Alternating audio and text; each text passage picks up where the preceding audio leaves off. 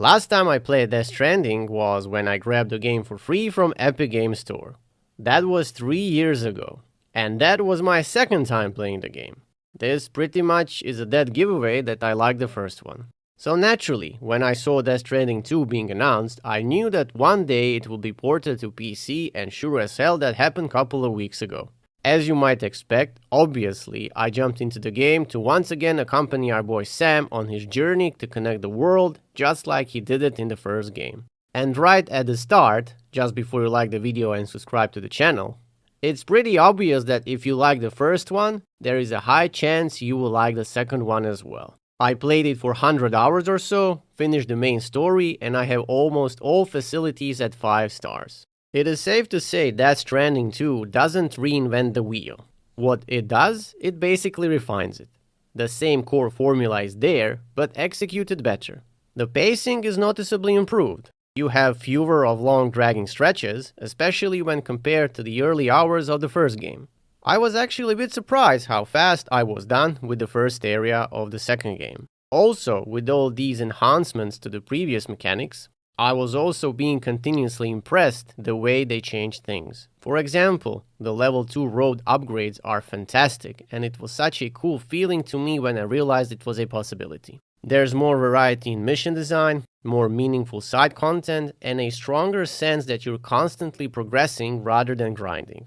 Don't get me wrong, the grind is still there, especially if you want to complete every shelter on 5 stars, but it doesn't feel that egregious as before. Tools and upgrades are introduced at a much better rhythm, and more importantly, they actually feel impactful when you get them, whether it's a traversal option, combat tool, or infrastructure system.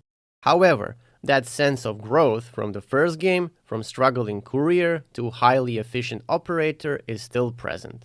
Thing is, if you are a Death Stranding veteran, this might not fully resonate with you. Let me explain. You see, while the second game clearly improves on the original in many areas, you might say it doesn't take the kind of bold, risky leaps you would expect, especially from someone like Kojima. Instead of delivering a completely new or groundbreaking experience, the sequel might come across for you as a refined remix of the first game, sticking closely to the same core ideas and structures. If you were expecting something more experimental or even radical, this can feel a bit disappointing. It's still a better, more polished experience overall, but for some of you, it might not push boundaries in the way you were hoping. Another point that I would raise is all about accessibility. While the game is more accessible, for some players it might have gone a bit too far in that direction. The expanded toolkit, improved systems, and more developed infrastructure like roads, ziplines, and other player-built elements can significantly reduce the challenge that defined the original experience. What used to feel like a constant struggle against the environment now becomes much more manageable, and for some, that might remove a key part of the game's identity. In the first game, every successful delivery felt earned because of the obstacles you had to overcome. What's more, all those successful deliveries are the result of you preparing the terrain in order to complete them by rebuilding roads, creating zipline networks, all that good stuff. In the second game, however, that feeling is a bit less impactful. I'll give you an example.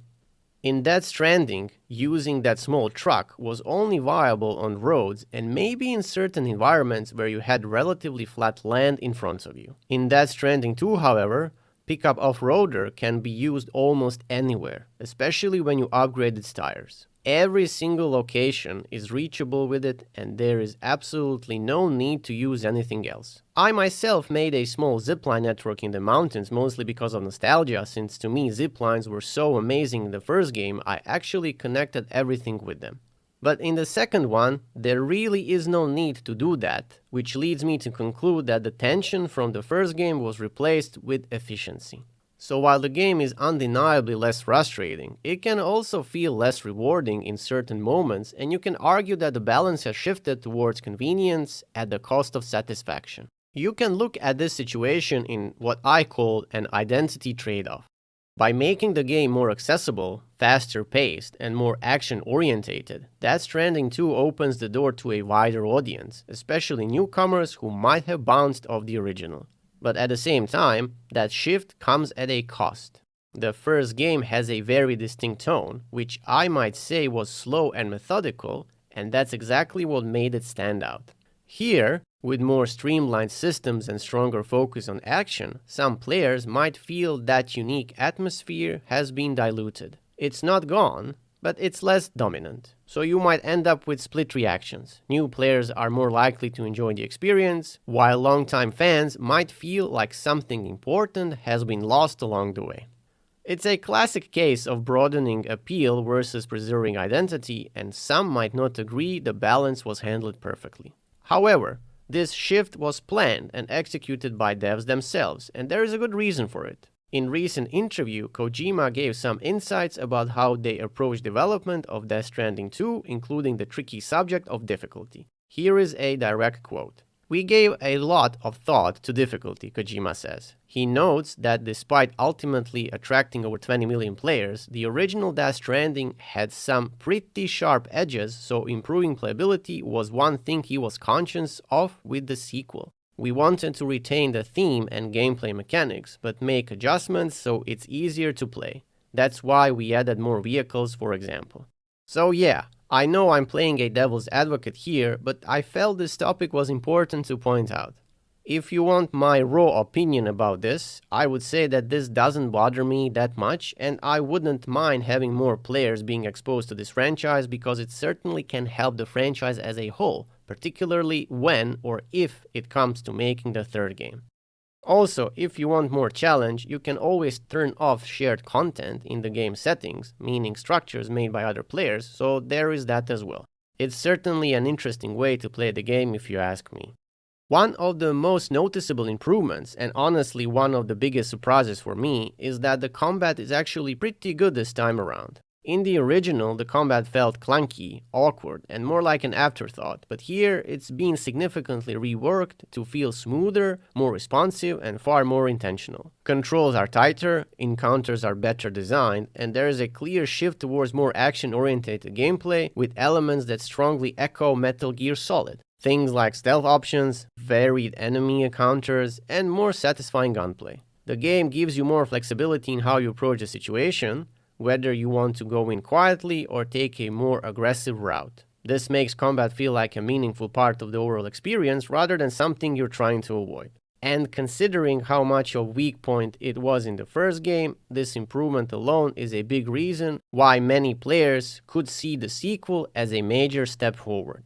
When it comes to visuals, atmosphere, and overall presentation, Death Stranding 2 is on another level, and this is something that always feels amazing. The game is stunning, with incredibly detailed environments, realistic lighting, and a level of visual fidelity that makes every landscape feel almost photorealistic. I don't really care about graphics that much, but even I cannot stay idle on the things I have seen. But it's not just about graphics. The sound design and music play a huge role in elevating the experience, creating moments that feel cinematic without trying too hard. Whether it's the quiet ambience of an empty world or a perfectly timed track kicking in during a long journey, everything works together to immerse you completely. And through all of this, you still feel that unmistakable signature of Kojima that blends an artistic direction, surreal elements, and cinematic flair that gives the game its identity. The result is a presentation that leaves an impression, and you wouldn't be the only one thinking this is one of the best looking and most immersive games available right now. Story-wise, Death Stranding 2 fully leans into that signature Hideo Kojima style. Emotional, strange, and unapologetically philosophical. As per usual, this isn't a game with a straightforward narrative. It's layered, symbolic, and often deliberately weird. But that's exactly what I have experienced in the first game. The game continues to explore heavy themes like isolation and human connection, but also expands into ideas around AI, tech, and how society evolves in response to both. It constantly asks questions rather than giving clear answers, which makes it feel more like an experience you interpret rather than just follow. If you have connected with the first game's storytelling, this feels like a natural continuation, bigger in scope, deeper in its themes, and just as bold in how it presents them. But at the same time, it's still very much Kojima being Kojima, so if that style clicked with you before, there is a good chance it's going to land even harder here. I like the way he tells the story, being very obscure in the beginning, and then later on everything is revealed, which is great because it gives you opportunities to brainstorm on various plot points that you encounter as you progress the story, only to realize at the very end how wrong you were with your predictions, as well as how everything falls perfectly into place once you have obtained all the puzzle pieces. It's simply amazing, and I really enjoyed it, and I don't think you can ever tell a story like this in some other way other than doing what Kojima is doing. Before I'm done with this review, I'd like to share things that I had issues with in this game. One character, Dolman to be precise, started to annoy me big time with his Captain Obvious remarks. The damn puppet doesn't know how to shut up, and I wanted to yeet him off a cliff so many times, but the way the game works, you simply cannot do that. Every single time he has to point out that I have collected all the cargo required to finish a delivery. And I'm like, dude, I know. I see the prompts on the screen. I know what I'm doing. Just shut the fuck up. He is very good when he needs to give a recap about the story or things that happened in the first game. But for the love of God, I don't need him to continuously babble about every minute thing I'm currently doing. It would have been so nice if I could just mute him or something along the lines, because right now, even when I'm playing the game after I finish the main story, he is still doing his fucking shenanigans. Another minor issue I had problems with would be the storage limit you have aboard the Magellan as well as in your private locker. Naturally, I hoard stuff like a madman, and sometimes I couldn't stash everything in one place. This can annoy you a bit when you are trying to organize your delivery process, but it can be avoided by other means, like putting stuff on the Magellan or having a couple of places where you stash your stuff. But yeah, centralized place would be a nice thing, but it is what it is. To conclude, if you were someone who liked the first Death Stranding, there's a very good chance you'll see this as a clear upgrade. It's better designed, more polished, and simply more enjoyable on a moment-to-moment basis. The improvements to pacing, combat, and traversal all add up to a smoother, more refined experience that builds on what worked before. But on the flip side, if the original game didn't click with you, this sequel probably isn't going to change your mind. There was an effort to do so, but at its core, it's still built around the same fundamental ideas and gameplay loop. So while it improves the formula, it doesn't reinvent it, and that means your enjoyment will largely depend on how you felt about the first game going in. For yours truly, it was a really cool experience, and I really had a blast with it, and as things stand, I wanna see a third game becoming reality as well. Might be wishful thinking, but I'm always interested in diving into this world and its lore. Let me know in the comments what you think about Death Stranding 2.